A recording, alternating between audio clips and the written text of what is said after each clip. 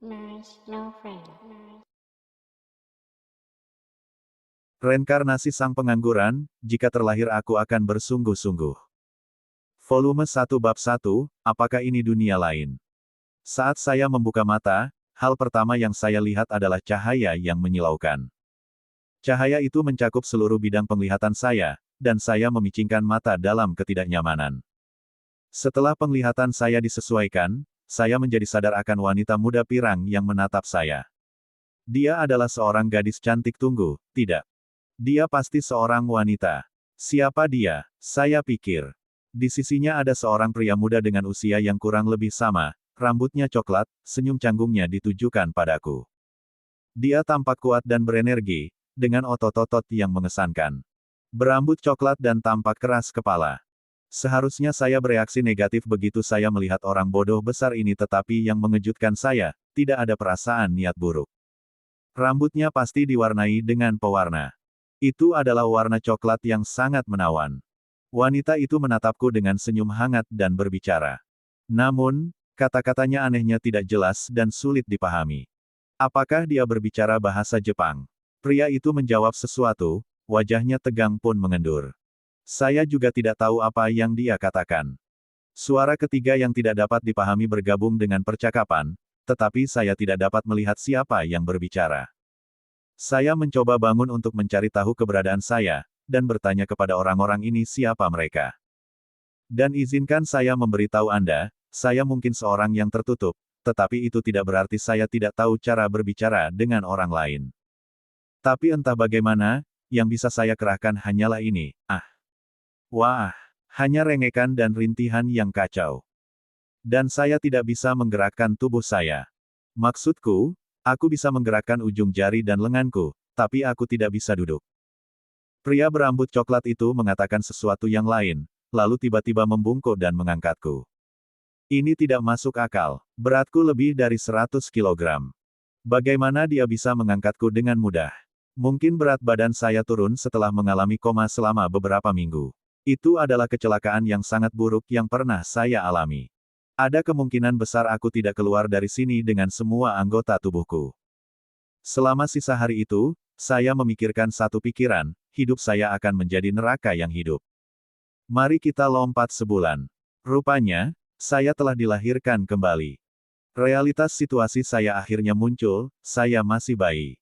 Saya akhirnya bisa memastikan itu setelah diangkat dan dipeluk sehingga saya bisa melihat tubuh saya sendiri. Tetapi mengapa saya masih memiliki semua ingatan saya tentang kehidupan saya sebelumnya? Bukannya aku mengeluh, tepatnya, tapi siapa yang akan membayangkan seseorang terlahir kembali dengan semua ingatannya? Belum lagi khayalan liar itu benar-benar benar. Dua orang yang pertama kali saya lihat ketika saya datang pasti adalah orang tua saya. Jika saya harus menebak, saya akan mengatakan mereka berusia awal 20-an. Jelas lebih muda dari kehidupan saya yang lalu, bagaimanapun juga. Diri saya yang berusia 34 tahun akan menganggapnya sebagai anak-anak. Aku cemburu karena mereka bisa melahirkan pada usia itu. Awalnya, saya menyadari bahwa saya tidak berada di Jepang, bahasanya berbeda, dan orang tua saya tidak memiliki fitur wajah Jepang. Mereka juga mengenakan apa yang tampak seperti pakaian kuno. Saya tidak melihat apapun yang menyerupai peralatan rumah tangga, seorang wanita dengan pakaian pelayan datang dan membersihkan dengan kain lap. Furnitur, peralatan makan, dan sejenisnya semuanya dibuat dengan kasar dari kayu. Dimanapun ini, sepertinya itu bukan negara maju. Kami bahkan tidak memiliki penerangan listrik, hanya lilin dan lampu minyak. Mungkin orang tua saya sangat miskin sehingga mereka tidak mampu membayar tagihan listrik. Tapi seberapa besar kemungkinan itu? Karena mereka punya pembantu, kupikir mereka pasti punya uang, tapi mungkin pembantu itu saudara perempuan ayahku, atau ibu saya. Itu tidak akan terlalu aneh. Dia setidaknya akan membantu mengurus rumah, bukan? Saya telah berharap bahwa aku bisa kembali dan melakukan segala sesuatu lagi, tapi lahir dari keluarga yang terlalu miskin. Setengah tahun berlalu. Setelah 6 bulan mendengarkan orang tua saya bercakap-cakap, saya mulai mempelajari beberapa bahasa.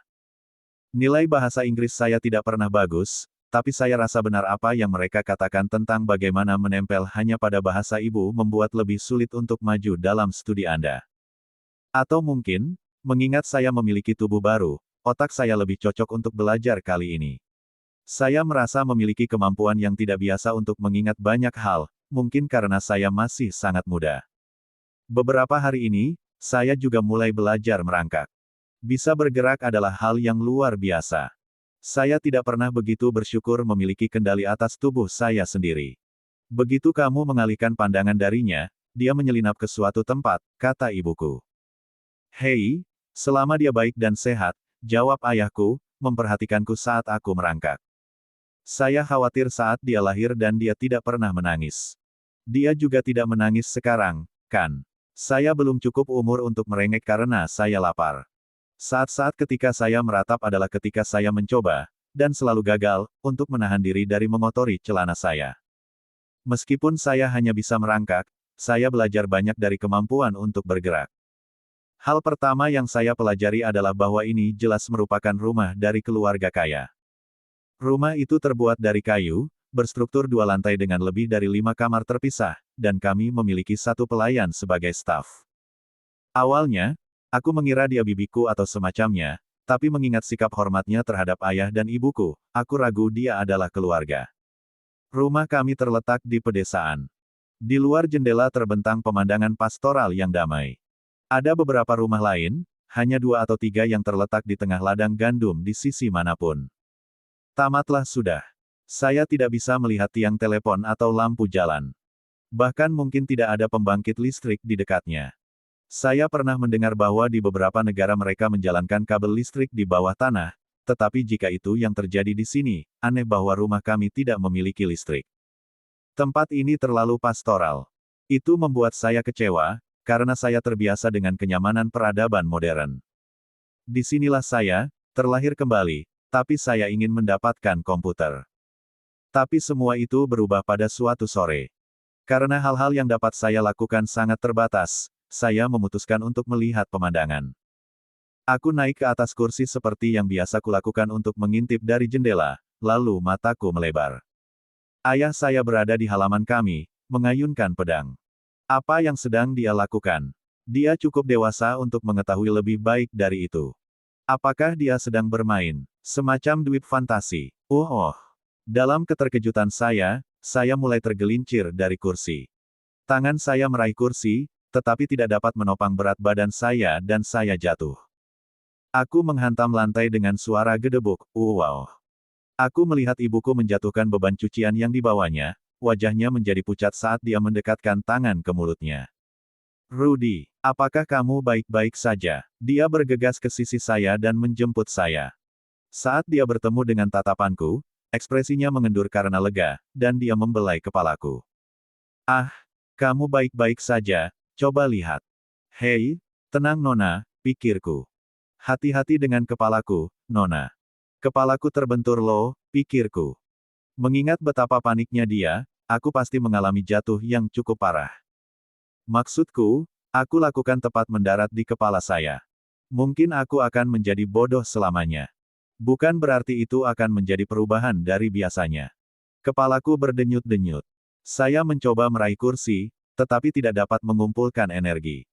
Tapi ibuku sepertinya tidak terlalu gugup sekarang, jadi aku mungkin tidak mengalami pendarahan atau apapun. Mungkin hanya benturan atau sesuatu. Dia menatap kepalaku dengan hati-hati. Raut wajahnya menunjukkan bahwa, cedera atau tidak, dia menganggap ini cukup serius. Akhirnya, dia meletakkan tangannya di atas kepalaku. Hanya untuk berjaga-jaga. Dia memulai. Biarlah kekuatan ilahi ini menjadi makanan yang memuaskan, memberi orang yang telah kehilangan kekuatannya kekuatan untuk bangkit kembali penyembuhan. Apa-apaan? Apakah itu Bim Salabim versi negara ini untuk membuat semuanya lebih baik? Atau dia kutu buku fantasi lain seperti ayahku yang mengayunkan pedang? Apakah ini kasus petarung menikahi ulama? Tapi saat aku memikirkan itu, tangan ibuku bersinar dengan cahaya redup, dan rasa sakit di kepalaku langsung hilang. Beuh. Ini dia, katanya. Semuanya lebih baik. Kau tahu, Momi dulunya adalah petualang yang cukup terkenal. Suaranya terdengar bangga. Pikiranku berputar dalam kebingungan, berbagai istilah berputar-putar di pikiranku, pedang, pejuang, petualang, penyembuhan, mantra, ulama. Serius, Apa yang baru saja terjadi? Ayah saya, setelah mendengar jeritan ibu saya sebelumnya, menjulurkan kepalanya melalui jendela. Apa yang terjadi? Dia bertanya. Dia berkeringat, mungkin karena mengayunkan pedangnya berkali-kali. Sayang, kamu harus lebih perhatian, tegur ibuku. Rudy berhasil naik ke atas kursi. Dia bisa saja terluka parah. Ayah saya tampak jauh lebih tenang. Hei, anak laki-laki akan menjadi laki-laki. Anak-anak punya banyak energi. Hal semacam ini cukup umum terjadi pada anak kecil. Tapi kali ini, ibuku tidak tenang, mungkin karena bagaimana kepalaku terbentur. Sayang, dia bahkan belum berumur 1 tahun. Apa kamu tidak mengerti? Apakah hanya jika berdarah kamu baru menunjukkan lebih banyak perhatian? Petik 2. Seperti yang saya katakan, jatuh dan tersandung dan mengalami benturan dan memar adalah cara anak-anak tumbuh menjadi tangguh.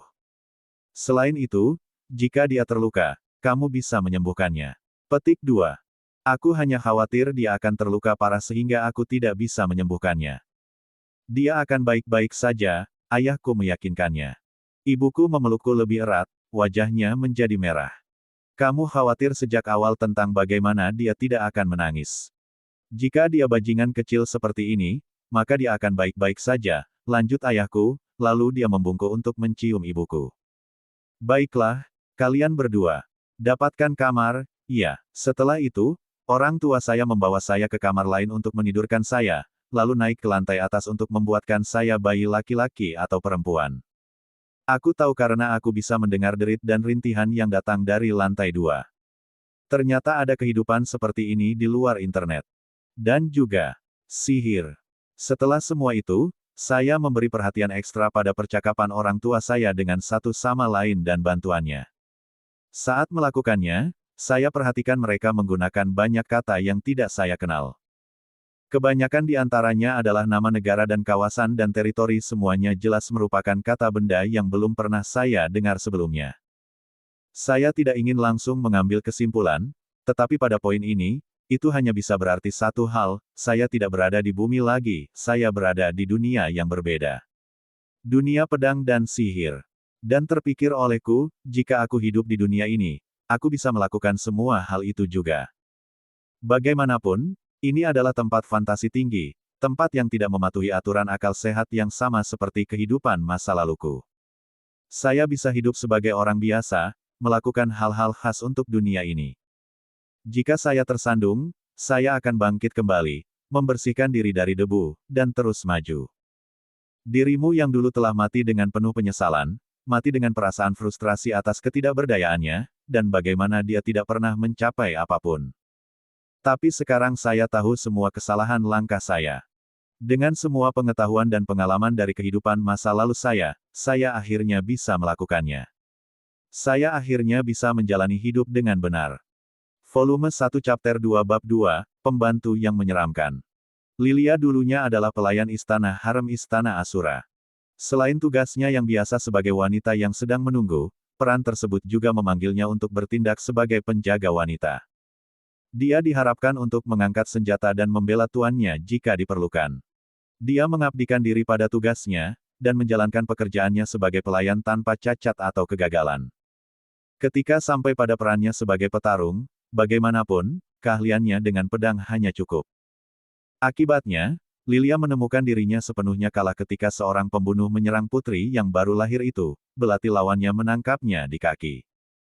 Bilahnya telah dilapisi dengan racun, jenis yang dimaksudkan untuk membunuh bahkan anggota keluarga kerajaan, racun yang merepotkan yang tidak dapat disembuhkan dengan memurnikan sihir.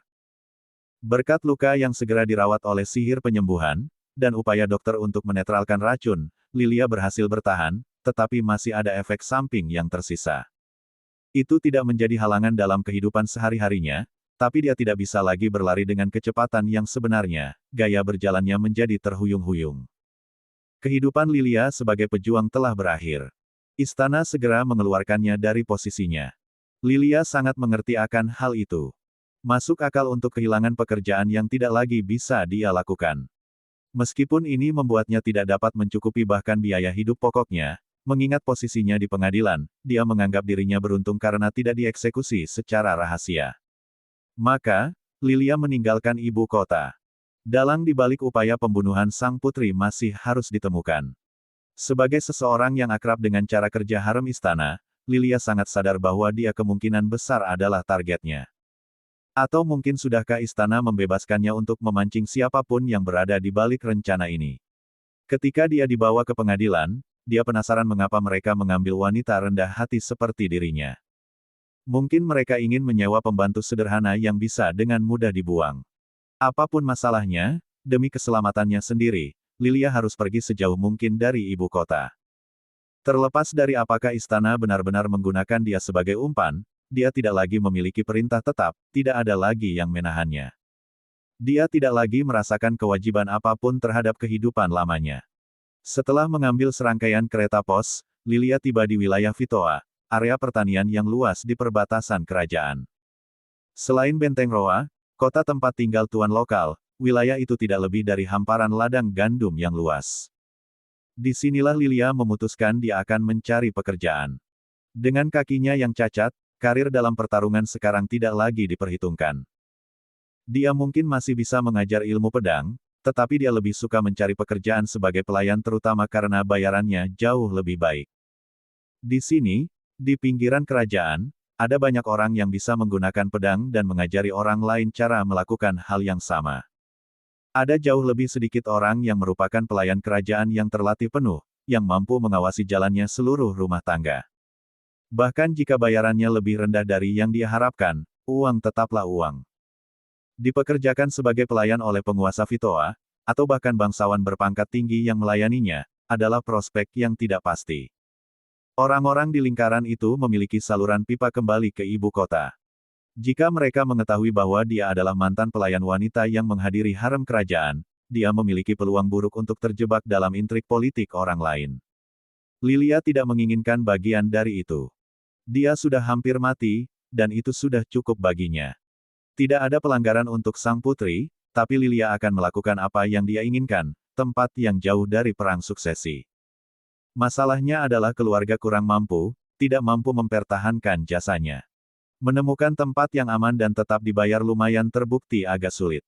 Setelah sebulan mengembara tentang Vitoa, Lilia akhirnya menemukan lowongan pekerjaan yang menarik perhatiannya. Seorang ksatria berpangkat rendah di desa Buena sedang mencari pengurus rumah tangga. Dalam postingan tersebut disebutkan bahwa mereka sedang mencari seseorang yang berpengalaman dalam membesarkan anak, yang juga dapat berperan sebagai bidan. Desa Buena adalah dusun kecil di ujung terjauh wilayah Vitoa. Itu terjadi di antah berantah, bahkan dengan standar antah berantah. Lokasinya memang tidak nyaman, tapi sebaliknya, Lilia hanya mencari-cari saja.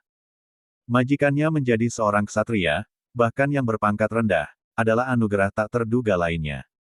Namun, nama majikan itulah yang benar-benar menarik perhatiannya. Itu salah satu yang dikenali Lilia, Paul Greirat. Paul adalah murid lain dari mantan guru Lilia. Suatu hari, saat dia belajar ilmu pedang, anak laki-laki yang malas dan tidak baik dari keluarga bangsawan muncul di aula pelatihan. Terbukti, dia tidak diakui oleh ayahnya setelah perkelahian dan akan mempelajari pedang saat tidur di aula. Paul juga belajar ilmu pedang di rumah, jadi meskipun telah melatih gaya yang berbeda, itu tidak lama sebelum kemampuannya melampaui kemampuan Lilia. Dia kurang senang dengan itu, tetapi jika dipikir-pikir, dia tidak pernah memiliki bakat untuk itu sejak awal. Paul, di sisi lain, memancarkan bakat secara positif. Suatu hari, bagaimanapun, dia tiba-tiba meninggalkan aula pelatihan setelah menyebabkan semacam kehebohan besar karena alasan yang tidak diketahui Lilia. Dia pergi dengan satu pernyataan terakhir, saya akan menjadi seorang petualang. Pria itu seperti badai. Sudah 7 tahun sejak Lilia terakhir kali melihat Paul. Dan tidak hanya dia menjadi seorang ksatria sejak saat itu, tapi sekarang dia juga sudah menikah. Lilia hampir tidak bisa mempercayainya. Dia tidak tahu pasang surut apa yang dia alami, tetapi jika dia masih pria yang dia ingat, maka dia sama sekali bukan orang jahat. Jika dia tahu dia dalam masalah, dia mungkin akan membantunya. Dan jika dia tidak, ya, dia hanya perlu menggali beberapa hal dari masa lalu. Dia memiliki beberapa cerita di lengan bajunya untuk digunakan sebagai alat tawar-menawar jika dia perlu. Setelah melakukan sedikit kalkulus tentara bayaran dalam pikirannya, Lilia menuju ke desa Buena. Paul menyambut Lilia dengan tangan terbuka. Istrinya, Zenith, akan segera melahirkan, dan pasangan itu sangat letih. Lilia memiliki pengetahuan teknis yang penting mulai dari melihat hingga kelahiran dan membesarkan sang putri, ditambah lagi, dia adalah wajah yang familiar yang bisa dijamin oleh salah satu dari mereka. Keluarganya senang menerima dia di rumah. Juga, bayarannya lebih baik dari yang diharapkan Lilia. Baginya, itu seperti mimpi yang menjadi kenyataan. Dan kemudian anak itu lahir. Kelahiran itu sendiri bebas masalah, dengan segala sesuatunya berjalan sebagaimana mestinya sesuai dengan pelatihan Lilia. Bahkan pada saat-saat di mana orang biasanya mengharapkan komplikasi, semuanya berjalan dengan lancar. Tapi begitu dia lahir, anak itu tidak menangis. Lilia berkeringat dingin. Wajah bayi itu tanpa ekspresi, hidung dan mulutnya mengeluarkan cairan ketuban, dan dia tidak mengeluarkan suara. Untuk sesaat, dia terlihat seperti telah meninggal. Tetapi ketika Lilia mengulurkan tangan, dia bisa merasakan denyut nadi bayi yang hangat dan gerakan napasnya. Tetap saja, dia tidak menangis. Lilia teringat sesuatu yang dia dengar dari salah satu pelayan wanita yang mengajarinya, anak-anak yang tidak menangis saat lahir cenderung memiliki sejumlah kelainan. Namun, pada saat itu juga, pikirannya terputus. Wah, bayi itu menoleh ke arah Lilia, ekspresinya kendur, mengeluarkan suara acak. Kelegaan membasahi Lilia. Dia tidak begitu tahu kenapa, tapi sepertinya semuanya akan baik-baik saja. Anak itu diberi nama Rudess, dan betapa menggelisahkannya dia. Dia tidak pernah menangis, dan tidak pernah membuat keributan. Mungkin saja dia lemah secara fisik, tetapi gagasan itu segera terbukti salah.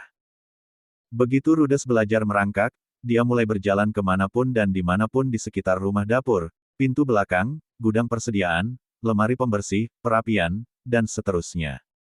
Kadang-kadang, entah bagaimana, dia bahkan sampai ke lantai 2. Begitu ada yang mengalihkan pandangan darinya, dia pergi. Terlepas dari itu, dia pasti akan ditemukan di dalam rumah. Untuk beberapa alasan, Rudess tidak pernah keluar. Dia akan melihat keluar jendela, tapi mungkin dia masih terlalu takut untuk meninggalkan rumah. Lilia tidak yakin kapan dia mengembangkan ketakutan instingtual terhadap anak itu. Apakah sekitar saat itu, dengan dia menyelinap pergi setiap kali tidak terlihat, selalu perlu dilacak. Rudess selalu tersenyum. Entah dia sedang di dapur menatap sayur mayur, atau pada kelap-kelip lilin di dudukannya, atau pada pakaian dalam yang tidak dicuci, dia selalu terengah-engah, terkekeh dan seringai meresahkan muncul di wajahnya. Itu adalah jenis seringai yang secara naluriah membuat Lilia jijik. Itu mengingatkannya pada senyuman yang dia dapatkan dari menteri kabinet tertentu saat dia berjalan antara harem dan istana kerajaan di masa lalu. Dia adalah seorang pria botak, kepalanya yang halus berkilau di bawah sinar matahari dan perutnya yang gemuk bergoyang-goyang saat dia berjalan. Senyuman Rudess mirip dengan seringai di wajah pendeta saat dia menatap dada Lilia. Senyuman seperti itu, datang dari seorang bayi. Apa yang terjadi ketika Lilia menggendong Rudess sangat mengkhawatirkan. Lubang hidungnya melebar, sudut mulutnya terangkat, dan dia akan mulai terengah-engah dan membenamkan wajahnya ke dadanya. Tenggorokannya akan berkedut saat dia membuat tawa kecil yang aneh dan ceria. Itu cukup untuk membuat Lilia merinding, dia hampir ingin melempar bocah itu ke lantai secara refleks. Anak itu sama sekali tidak menunjukkan kasih sayang. Senyumannya itu, sederhananya, menyeramkan. Senyum yang sama dengan menteri kabinet itu, yang dikabarkan telah membeli sejumlah wanita muda sebagai budak. Dan ini adalah bayi, tersenyum seperti itu. Tidak ada yang lebih meresahkan. Lilia merasa tubuhnya merinding. Dia hanya bisa bertanya-tanya mengapa anak ini begitu aneh. Apakah dia dirasuki oleh sesuatu yang jahat? Apakah dia mendapat kutukan? Ketika dia mempertimbangkan kemungkinan itu, Lilia tahu dia tidak bisa berdiam diri. Dia bergegas ke toko, menghabiskan sedikit uang untuk apa yang dia butuhkan. Kemudian, ketika keluarga Greyrat sedang tidur, dan tanpa meminta izin dari Paul, dia melakukan mantra pengasingan tradisional dari tanah airnya. Ketika Lilia menggendong Rudess keesokan harinya, dia yakin, itu tidak berhasil. Bayinya masih memiliki aura meresahkan yang sama. Hanya raut wajahnya saja sudah cukup membuatnya merinding. Zenith sendiri sering mengatakan hal-hal seperti, saat anak laki-laki itu menyusui, dia benar-benar melakukannya, bukan? Dia benar-benar tidak terganggu oleh semuanya. Bahkan Paul, seorang pria dengan prinsip yang lemah dan sesuatu yang suka main perempuan, tidak mengeluarkan getaran seperti yang dilakukan putranya. Lilia pernah mendengar cerita harem di istana. Dulu ketika Pangeran Asura masih bayi, dia akan merangkak di sekitar halaman harem, malam demi malam. Ternyata dia dirasuki setan. Tidak mengetahui hal ini, salah satu petugas mengangkatnya, dan dia mengeluarkan pisau yang dia sembunyikan di punggungnya dan membunuhnya dengan menikamnya di jantung. Itu adalah cerita yang mengerikan. Dan Rhodes memang seperti itu. Lilia tidak ragu, ini adalah kasus lain dari kerasukan setan. Oh, anak laki-laki itu sekarang tenang dan tenang, tetapi begitu iblis dalam dirinya terbangun, dia akan masuk ke dalam rumah sementara keluarganya sedang tidur dan membunuh mereka semua satu persatu. Lilia terlalu tergesa-gesa. Dia seharusnya tidak mengambil pekerjaan ini. Pada titik tertentu, dia tahu, dia akan diserang. Bagaimanapun, dia adalah tipe orang yang menganggap tahayul dengan cukup serius. Jadi, Lilia hidup dalam ketakutan selama sekitar 1 tahun pertama. Namun, pada titik tertentu, perilaku Rhodes yang selalu tidak terduga berubah. Bukannya menghilang dan muncul kembali secara acak, tetapi dia tetap bersembunyi di ruang kerja Paul di salah satu sudut lantai 2. Nah, mungkin, belajar, adalah kata yang bagus untuk ruangan sederhana yang berisi beberapa buku. Rhodes akan mengurung diri di sana dan tidak keluar. Suatu hari, Lilia mengintip sekilas dan di sanalah dia, menatap lekat-lekat ke sebuah buku dan bergumam pada dirinya sendiri. Apa yang dia katakan tidak terdengar seperti kata-kata. Bukan kata-kata dari bahasa umum di benua tengah, setidaknya. Selain itu, dia masih terlalu muda untuk berbicara, dan tentu saja tidak ada yang mengajarinya membaca. Yang berarti anak laki-laki itu hanya melihat buku bukan membacanya sambil membuat suara acak. Untuk itu menjadi hal lain hanya akan menjadi aneh. Meski begitu, Rhodes terdengar seperti dia sedang berbicara dengan irama yang nyata dan bermakna untuk beberapa alasan, dan sepertinya dia mengerti isi dari buku yang dia lihat. Astaga, itu aneh, pikir Lilia sambil diam-diam mengawasi melalui celah di pintu. Namun, anehnya dia tidak merasakan rasa jijik yang biasanya terhadapnya. Sejak bocah itu bersembunyi di ruang kerja, keanehannya yang sulit didefinisikan dan meresahkan telah mereda sedikit.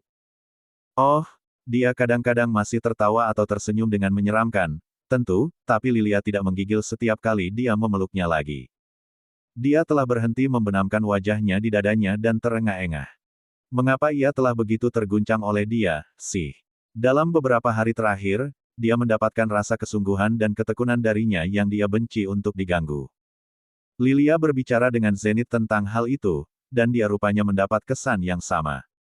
Sejak saat itu, Lilia berpikir, yang terbaik adalah membiarkan bocah itu. Perasaan yang aneh. Meninggalkan bayi sendirian bukanlah sesuatu yang dilakukan orang dewasa yang bertanggung jawab. Tapi sekarang, kecerdasan bersinar di mata Rhodes, berbeda dengan beberapa bulan yang lalu ketika hanya ada kebodohan yang kasar. Dan ada cahaya dari keinginan yang teguh untuk pergi dengan kecerdasan intelektual itu. Apa yang harus mereka lakukan? Pengalaman Lilia yang sedikit tidak memberinya alat untuk membuat keputusan yang baik. Tidak ada cara yang benar untuk membesarkan seorang anak, dia diberitahu. Apakah itu dari salah satu pelayan istana yang lebih tua? Atau mungkin ibunya? Setidaknya tidak ada yang terlalu aneh atau meresahkan tentang bocah itu sekarang, tidak ada yang perlu ditakuti.